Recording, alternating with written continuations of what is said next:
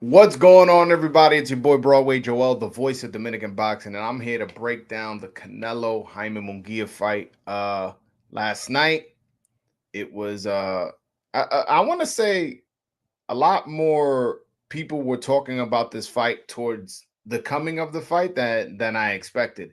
Just throughout the whole lead up to it, I felt like nobody was asking about this fight. Nobody was talking to me about this fight. And I think once Canelo and Oscar De La Hoya had that little, I don't want to call it scuffle because nobody got touched. Little dust up, I'll say, a little dust up at the press conference. I felt like that did help the promotion, and a lot of people where I work were asking me about it. Value Taman and PBD and those guys were talking about it, and I felt like this fight caught up steam. From I wasn't there live at the event, but from what I was watching on my TV, it looks like it was a lively crowd. You know what I'm saying? It looks like the crowd was really into it, cheering and making a lot of noise. And I was really impressed with the turnout. I didn't look at this fight as a competitive fight. Ended up not being a competitive fight. And but it was still entertaining, which surprised me. I was surprised that's how it worked out. I'll give a fight breakdown of exactly how I saw the fight. So to start off, Canelo is known for being somewhat of a slow starter. I think some fighters just have that in them. Some fighters are just can't get out of first gear for a while until they're fully warmed up, and other guys are purposely not throwing a lot of punches because they're studying your movements and what you're doing and then planning as to what they're going to do. Kind of like what Mayweather used to do. Not that Mayweather was a slow starter, but he definitely opened up a lot more towards the latter half of the fight as opposed to the first. Same thing with Canelo. Even a guy like a Dominican guy like Elvis Rodriguez, he also does the same thing. He kind of is slow, you know, first couple rounds not throwing a lot of punches, and then he starts opening up. So that's kind of what happened with Canelo. The first round, I thought he lost the first round, pretty clear. Came back, won the second, and then lost the third round. So right there is looking like, okay, this may be a back and forth fight. Jaime was having his moments with flurries and stuff like that. Although a lot of his punches were coming up short or were caught in the gloves. A lot of Canelo was doing a lot of just little subtle movements and was dodging these punches. So it looks cool. You're throwing a lot of punches, but none of it was landed. And some of them that people thought were landing on the gloves and stuff like that. And the punch stats showed it. The Canelo dominated at the punch stats. Jaime threw way more punches, and Canelo landed a lot more punches. So that's how that came out. But yeah, once Canelo in that fourth round, he started. Jaime kind of was starting to gain confidence. Like, okay, I will. I won a couple rounds. I'm sure in his mind, like, I'm winning the fight. I won two out of the first three rounds. I'm winning the fight. I'm coming. He started pressing, started trying to like engage and trade with Canelo, and Canelo just caught him with a sweet right uppercut, left hook to the body combination, and he just dropped. And it was a punch he didn't see coming, and he fell, and that changed the whole theme of the fight after that. Not saying Jaime was discouraged. Jaime was still trying to fight. He was still trying to make the fight. That's why I say the fight was entertaining, although it was uncompetitive in terms of how I saw the fight. It was entertaining because Munguia never stopped trying to win. Munguia kept pressing, and and to his credit, although he wasn't having much success, he kept trying. And one thing that impressed me about Munguia, apart from his heart and resolve and the fact that he came to fight and kept pushing, was he really improved his defense. And he's just started working with Freddie Roach. So Freddie Roach is not known for a defensive fighter, but I felt like Jaime's head movement was a lot better. Like, just he was doing these dips and moves and rolling with punches. Although I have seen him roll with punches, he was doing it a lot more in this fight, and the head movement was so much better than I've seen in the past. And even Canelo was coming up short with shots because of the height difference, and again his head movement. I felt like Munguia definitely improved a lot, And had he not been the biggest duck in boxing, you know what? I'm not even going to pull out the duck. Had he not been the biggest duck in boxing and fought guys like Andrade, which he was his mandatory and he turned down, had he fought guys like, you know, Janibek, who he was his mandatory and turned down, had he fought guys like Carlos Adames, who the WBC ordered for him to have a final eliminate, he turned that down. And had he fought Jamal Charlo when they were negotiating, and I'm not gonna say he turned that one down, but that he doesn't have a history that is enough for me to be like, oh no, that was just the politics. His history shows that he's a duck, so I'm not gonna give him that pass, that credit. You know what I'm saying? So had he had these experiences plus the improvement he's just shown in this last fight, he may have, you know, pulled an upset. He may have made this more competitive. Maybe he wouldn't have gotten dropped. But the fact that he just jumped and skipped the line like that, I think that's what led to him not being able to win more than 2 rounds on my scorecard. Because after the third round, he ain't win another round in my scorecard. There was that 9th round. I still gave it to Canelo, but that 9th round was pretty close. I'm not going to say that if you gave him that 9th round, I'm not going to be like, oh my God, you don't know nothing about boxing. Why would you? No. You know, I gave it to Canelo, but that fight was close. That round was close. Excuse me. But yeah, no, I had that fight 10-2 plus the knockdown. So Canelo pretty much did what I was expecting him to do, with the exception I thought he would get this guy out of there. He didn't knock him out. He did knock him down, but he didn't knock him out. But he did show he was by far the way superior fighter. So that's that. And I'm happy this was an entertaining fight because, you know, just in general in boxing, whenever there's a pay-per-view, there's a lot that's held, you know, like how do I say? Like it's a lot like, all right, this is what's wrong with boxing. I just paid this much and it was a boring fight and this, that, and blah, blah, blah. And you can't say that about this fight. So I'm happy it was an entertaining fight. Also, again, the fact that this fight is on Amazon Prime, we know that PBC only has a 1-year deal with them. It's important that they keep delivering quality content to the network, so the network sees the value in having boxing on their network, so, or on their app. So I'm happy it was entertaining, but I'm not happy that Munguia got the opportunity. And the reason I'm not happy Munguia got the opportunity has to do more so with Munguia than it does Canelo. I know a lot of people is going to say, oh, but you about to mention that he wanted to fight David Benavidez instead. And yes, that is true. But my biggest problem is that Munguia got this opportunity when he didn't earn it. When Canelo was saying, like, who did David Benavidez fight? He fought one champion, Anthony Durrell. Come on, man. I was on his side. I was like, yo, like David Benavidez has fought absolutely nobody, and you trying to give him a Canelo fight? But then he goes on, fights Andrade, fights Plant, and I think he deserves it now. But that's besides the point. Yo, Munguia, on top of the fact that he doesn't deserve it because of his resume, yo, you add on top of the fact how he behaved, turning down title shot after title shot after title shot, eliminators. And I don't care about the business, because I know a lot. I know some of you fanagers are gonna get on the chat and start talking. Oh, well, you know, had he took those fights, maybe he would have took a loss, and maybe he wouldn't have gotten the title shot against Canelo and the payday. And it's like, yo, I really don't care. I'm not getting paid what Munguia gets paid. I want to represent the fans. I care about what my entertainment and the fans' entertainment value bring to the table. And him fighting those fights that I mentioned, Janibek, Adames, Andrade, Charlo, him fighting would be him earning a fight, him providing entertainment for the fans, him getting his name up. That's the way boxing should work, not him duck and dodge pretty much everybody, and then all of a sudden he ends up with a Canelo fight, a big payday. When you got guys, you know, again, like David Benavidez, who just beat Andrade and Plant, who deserved a shot over him.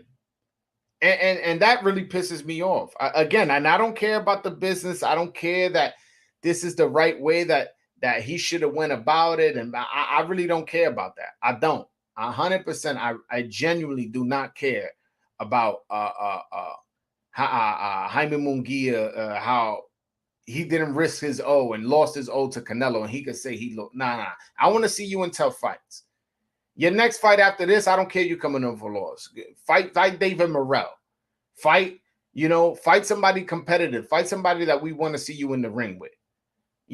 Don't go around fighting no bums now. Don't go back to that. Don't go back to that. I really don't want to see that. My bad for going off on a rant, but y'all know how I feel about Munguia, man. But yeah, no. Now, the elephant in the room. The elephant in the room is, all right, what's next for Canelo now? And we all know the fight all the fans want is Canelo Alvarez versus David Benavidez. I remember him saying it after the interview. He goes, they said I wouldn't fight Lara. That's true. They said I wouldn't fight Triple G. That's true.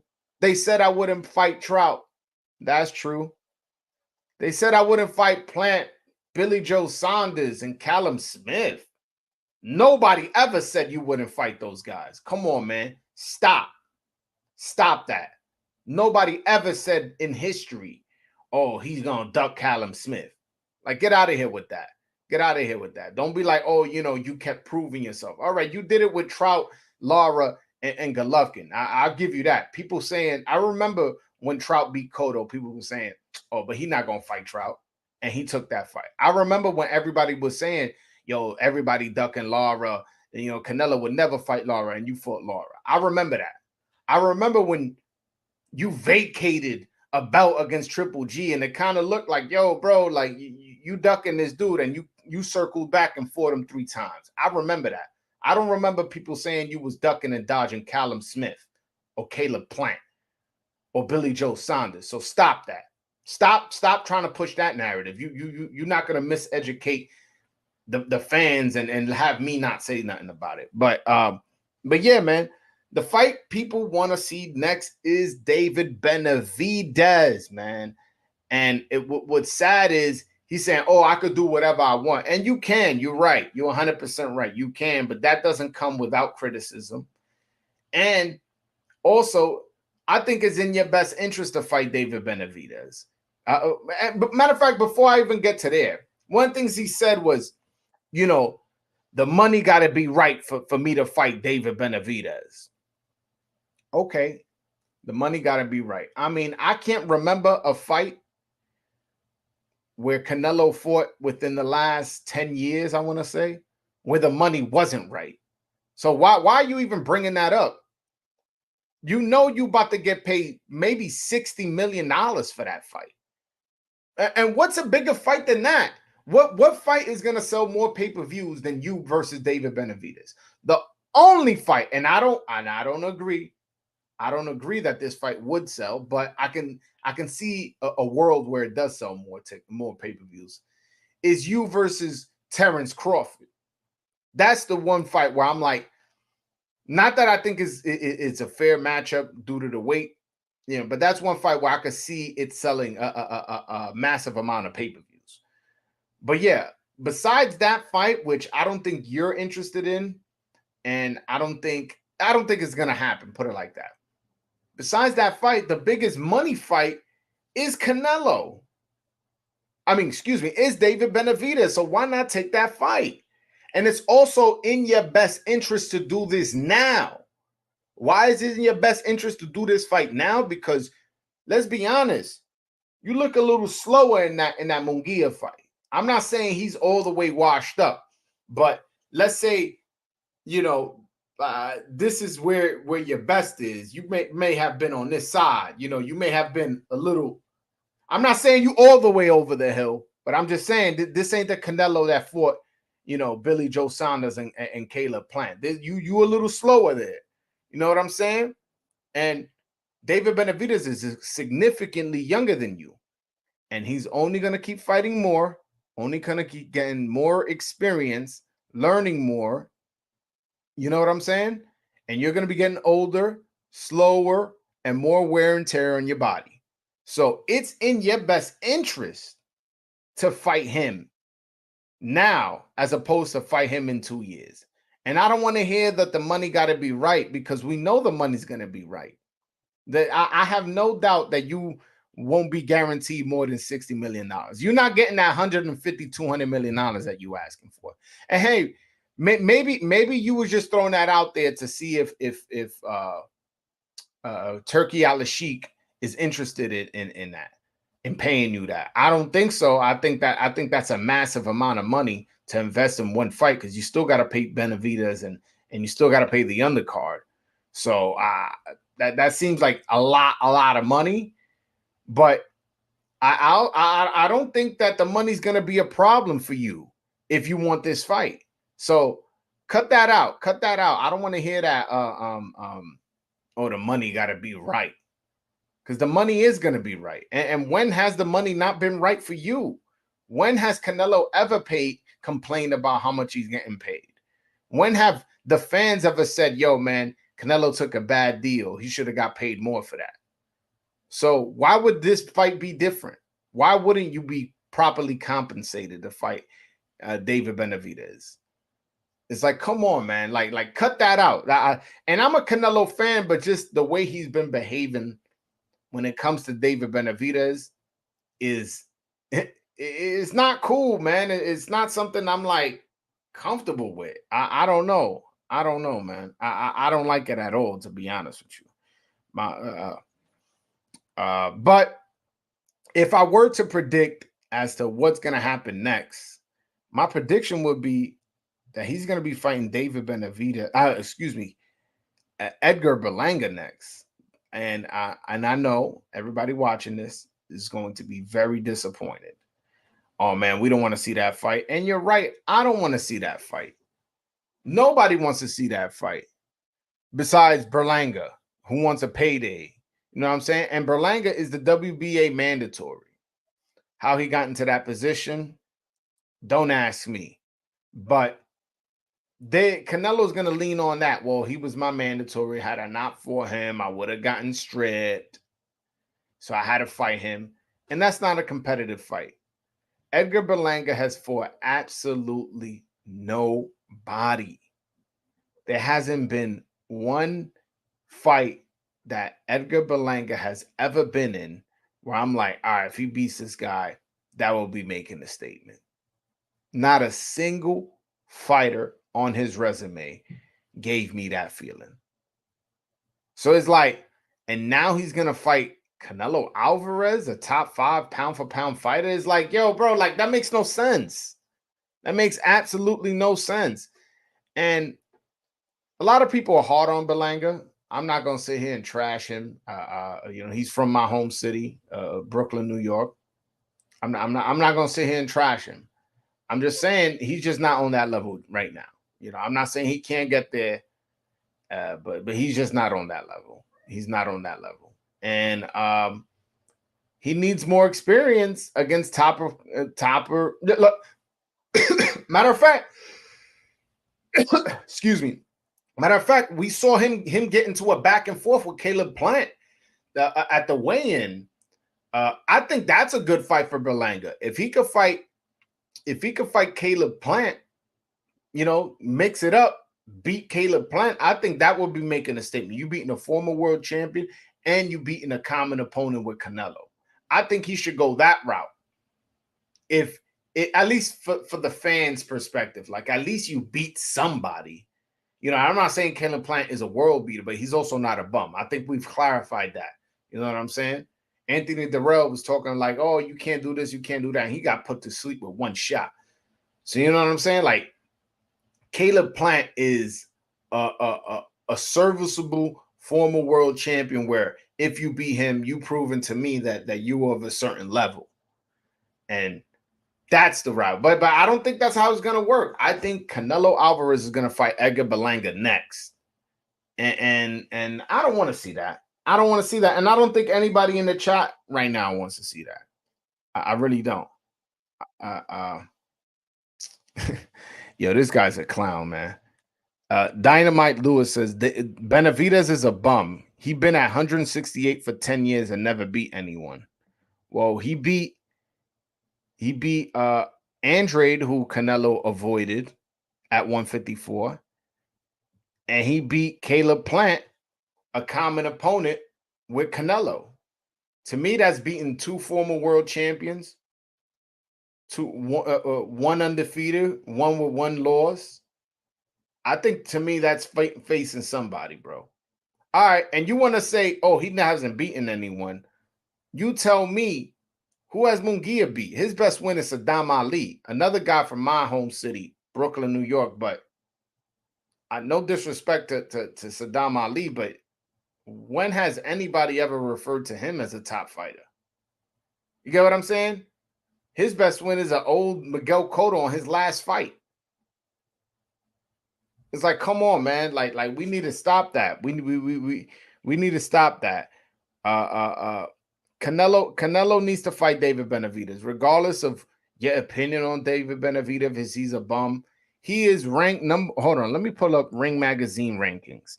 I haven't even checked, but I'm 100% sure he is the number one contender at 168 pounds. So, like, why not fight the best guy in your division? Like, what are we doing? Hold on 1 second. All right, let's pull this up right now.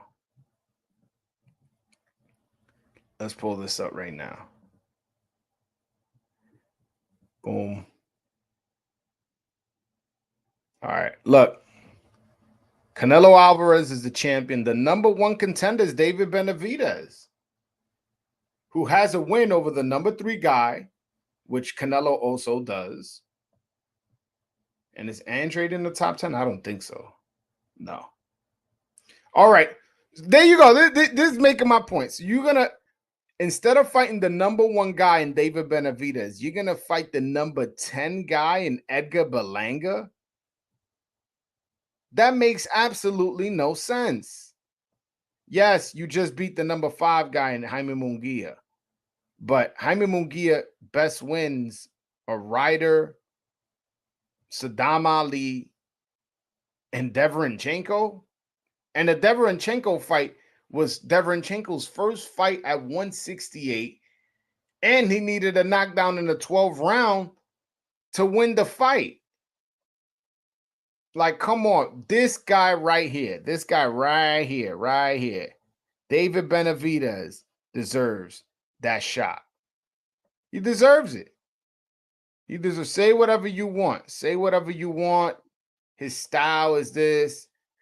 He don't got enough experience. You're not a fan or whatever your opinion of David Benavidez, it really is irrelevant. The man is the number 1 contender at 168 pounds. The man has the 168 WBC interim championship belt, meaning he's Canelo's mandatory. It's the biggest money fight for Canelo, because that's what he was saying, right? The money got to be right. Well, all right, if the money got to be right, why don't you fight the guy that's going to make you the most money if it's about money? Fuck the legacy. Forget the fact that he's your number 1 guy, the number 1 guy in your division while you being the champion. Forget that he's your mandatory. That's the fight. Forget the fan that's the fight the fans want to see. I'm telling you, forget all of that. Let's talk about money. The fight that's going to bring you the most money is David Benavidez. If it's just about the money. Oh, and if it's about the legacy, then it's also David Benavidez. Oh, and it's about mandatories. Guess what? It's David Benavidez with the WBC. And if it's about the fans, we don't want to see you fight the WBA mandatory in Edgar Berlanga. We want to see you fight the WBC mandatory in David Benavidez. And it's unfortunate that the WBC, we all know, they're not going to enforce a mandatory on Canelo. And if Canelo denies it, they're going to strip him. They're not going to do that, at least not in this division. Oh, yes, I know. But before you even get to it, Canelo's gonna Benavidez is gonna move up to 75 to fight for the WBC interim belt at 175 against Vosdick. And that's why the mandatory is not going to be enforced and all this and all that. It's ridiculous, to be honest with you. It's ridiculous that that's the route he has to go to save face and stay in good graces with, I'm assuming, the sanctioning body and probably his promotional management company. Shout out to the Nobody 92 with a $5 super chat. He says, do you think Canelo is trying to build up the fight with Benavidez by not fighting right away? I think that's what he's doing. I don't know. I think that's a dangerous game he's playing if that's what he's doing, because he didn't look as fast to me as he usually does. And there were moments where Munguia was just throwing a lot of flurries, and Canelo, although was catching some of them, was dodging some of them, there were moments where he wasn't catching some of them, and he wasn't dodging some of them. He was getting tagged up with punches that I felt were unnecessarily. He was getting hit unnecessarily at times, like where in another world, in 4 or 5 years ago, he would have dodged and moved and countered and stuff like that. But it's a dangerous game if that's what he's playing. If you're telling me, yo, he's just trying to stall the fight so the fight could get big and all that, well, guess what? He gonna keep slowing down, and guess what? Benavidez is only gonna get more experience, stronger and stronger, start growing into his man strength, and then what? So if that's what he's doing, he's playing a dangerous game, man. It's boxing at the end of the day, man. Don't hate the player, hate the game. May got 150 against Pacquiao in one of the easiest fights, rob the bank. So I don't knock Canelo for that. Get that money. Keep asking for 200. He may get 150 too. All right, see, this is the problem with like fans getting involved in the business of boxing, right? You worrying about what Canelo's getting paid when you're not going to get a penny of that. I'm worried about the entertainment of me, because that's what I'm going to get out of watching boxing. Oh, yeah, I'm not going to knock it. I'm not going to knock it because I want Canelo to make 150, 200 M's. So by the time the fight happens, I'm no longer interested in the fight. Isn't that what happened with the Mayweather-Pacquiao fight? Not that we were no longer interested. It just wasn't. It wasn't what the fight could have been in 2010. If that fight would have happened, I believe the fight happened in 2015. If that fight would have happened 5 years earlier, in 2010, for the fans, I'm talking. That's what I'm talking. I'm talking about for the fans. Forget the money, man. That's what we would have seen. And good for Mayweather. He made his money. Good for Pacquiao. He made his money.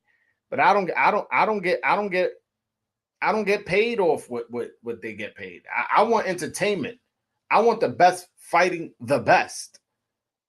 And right now, the best in 168 is Canelo and David Benavidez. I don't care about how much they're going to get paid. And by the way, they're going to get paid good. They're going to get paid good. Nobody's going to pay $200 million to watch Canelo versus Benavidez. Get out of here with that. Stop. Bumlanga, a tune-up for elites, wouldn't beat Plant.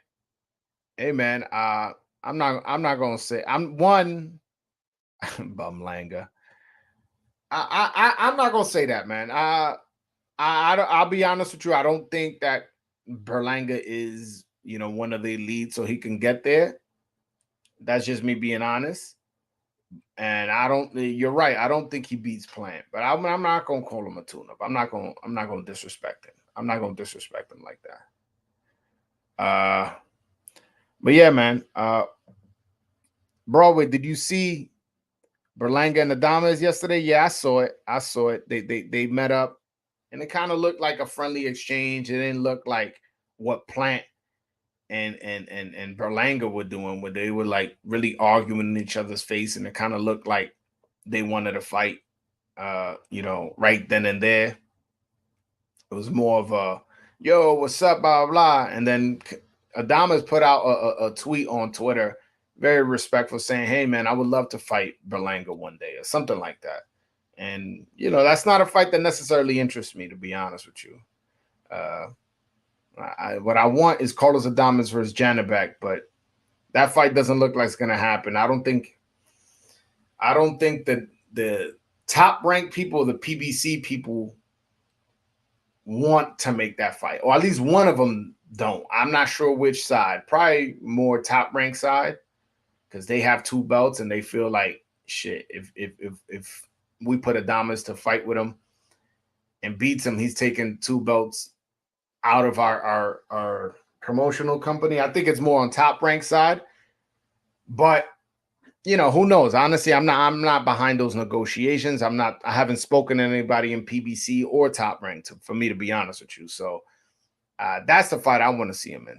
That's the fight I want to see Carlos Adames. But speaking of that, let's talk about Dominican boxing news. There actually is some news that to report on.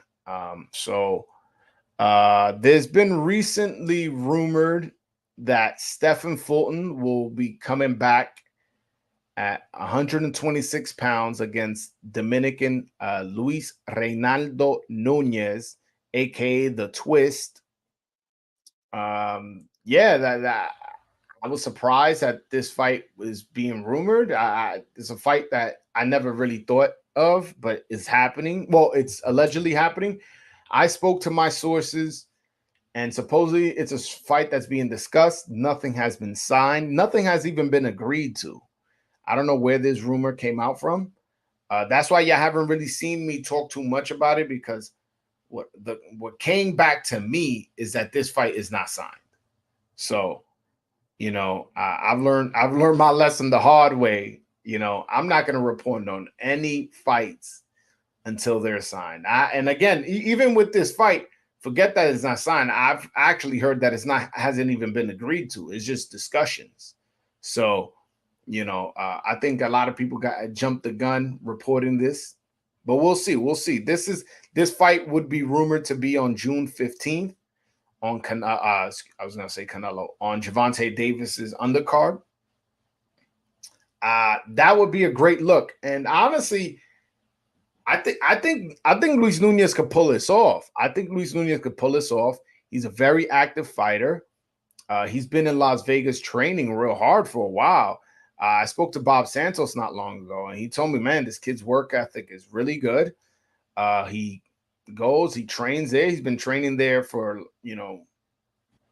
like almost 8-9 months, and he takes breaks, a week or 2 break, flies back to Philadelphia, chill there for 2-3 weeks, then comes back and is there for like 2-3 months. So he's been very, very active training, honing his skills, learning, getting sparring experiences out in Las Vegas. And if they think they're getting somebody sleeping, they think they're getting somebody unprepared, I think they're going to be severely mistaken, especially this being Fulton's first fight back since getting knocked out, and his first fight at 126. I'm not sure this was a smart, calculated move on their part, but Fulton is a good fighter, though. Fulton is a good fighter. He is a capable fighter, but we'll see. I'm actually real curious about this fight, and who knows, maybe Nunez could pull off an upset. That would be big. That would be real big, especially on that card. If it's rumored, if that fight being on June 15th is the rumor that's true, that would be interesting.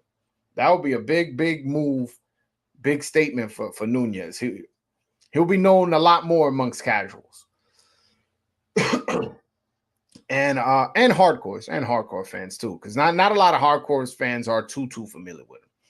And another thing on Dominican boxing news is Edwin De Los Santos. There's been a lot of rumors again with Gary Antoine Russell. From what I heard on my side is that is not true. Again, things can change. I'm not saying that it's not going to happen, but what I was told is as of right now, that rumor is not true. He will not be fighting Gary Antoine Russell.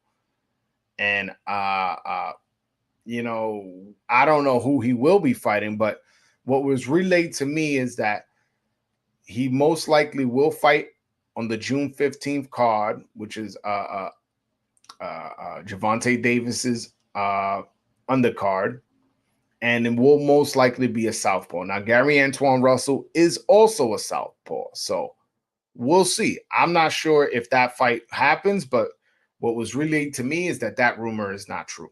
That rumor is not true, and that Edwin is not going to be fighting at 140 pounds. He's going to stay at 135 because that's the division he feels most comfortable. And lastly, nothing on Dominican boxing news. Erickson Garcia was supposed to fight this past Friday, May 3rd. And unfortunately, his opponent came in 7 pounds overweight. And man, this guy, Malik Montgomery, I hope the commission suspends this guy. He needs to be punished because, again, I understand making weight is tough. I'm not a boxer, never was a boxer. But I've been around enough guys to know that making weight is tough. So if you miss weight by a pound and a half, I can understand it. I won't applaud it. I won't excuse it, but I can understand it. 7 pounds is absolutely ridiculous. Lets me know he didn't even try to make the weight. And what's unfortunate is this is going to be Erickson Garcia next fight on TV, his next fight to like redeem his reputation from getting knocked out in the first round against Jordan White. And this guy missing weight removed that opportunity for him. He was going to be a co-main event the day before the Canelo fight. And that opportunity got stripped from him because a guy was so unprofessional, came in 7 pounds overweight. That is absolutely ridiculous. And who knows if and when Erickson's gonna get another TV opportunity. I'm God willing, he will get another opportunity. But my point is delayed now. And if I'm not mistaken, Erickson Garcia is like 29 years old. It's not like this guy's 22, where it's like, all right, a little delay ain't that big of a deal. This guy's older, has only fought once on television and got knocked out in the first round. This could have been another opportunity for him to redeem himself, him to prove that was a fluke. You get what I'm saying? So it's unfortunate that that's what's happening, but that's what happened. That's what happened, and we'll see what comes of it. And hopefully Malik Montgomery gets suspended and he learns his lesson and doesn't make that grand mistake like that ever again. That was huge. That was huge. ASAP Sam, shout out to you. He says, didn't Gary go to Matchroom? No, that was a rumor. That was Gary Russell, the 126 pounder, put out on his Instagram that it wasn't true. And that's his brother / trainer. So I would assume that he's close to the situation. Well, not assume. He is close to the situation. And he said it wasn't true. So I'll take his word for it. Although Matchroom, man, they got a lot of 140 pounders. And then when you include Golden Boy's 140 pounders and just say DAZN, I'll just say DAZN. DAZN got a lot of 140 pounders. They got Devin Haney. They got Regis Prograis. I don't know what Ryan said he's not going to fight at 140 anymore, but I'll just mention his name just to mention it. Jose Ramirez, Arnold Barboza, Subriel Matias, Michelle Rivera. These are all 140 pounders that I just mentioned, by the way, and they're all on Matchroom. So, hey man, that's if Gary went there, which he's not. Again, Gary Russell Jr., 126 Gary, announced that he's not going. But if he were to go there, that would be a smart business move in terms of he'll be able to make the fights there. Oh, by the way, also, I forgot to mention Richards and Hitchens at 140 is on DAZN. Montana Love is on DAZN. So there's just a cluster of 140 pounders over there. And, Top Rank, they got pretty much Teofimo, and that's it.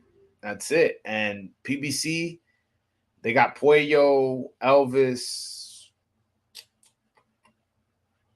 I don't know. I don't know if Pitbull's with them, which I don't think so, because he's going to be fighting on that Turkey Al Sheik card, which I believe is going to be distributed by DAZN. So, I